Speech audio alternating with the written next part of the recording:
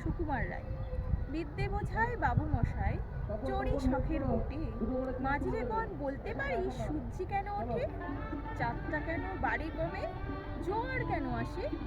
বৃদ্ধ মাঝি অবাক হয়ে ফেল ফেলিয়ে হাসে। বাবু বলেন, সারা জীবন মরলি রে তুই খাটি, জ্ঞান বিনা তোর জীবনটা যে চারি আনায় মাটি। খানিক বাদে কহেন বাবু, বল তো দেখি ভেবে, নদীর ধারা কেমনে আসে পাহাড় থেকে নেবে?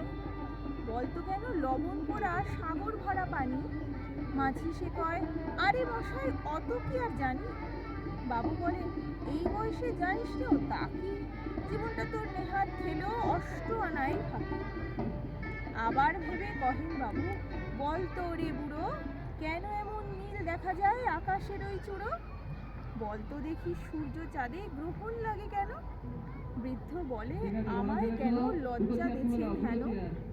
বাবু বলেন, বলবো কি আর বলবো তোরে কি তা, দেখছি এখন জীবনটা তোর 12 আনায় বৃথা।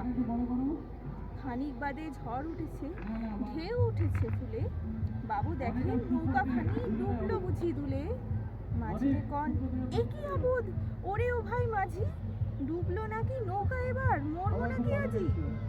মাঝি শুধায়, সাঁতার জানো? মাথা নাড়েন বাবু। মূর্খ মাঝি বলে, মশাই এখন কেন কাবু? বাঁচলে শেষে আমার কথা, হিসেব করো পিছে, তোমার দেখি জীবন খানায় 16 আনায় নিচে।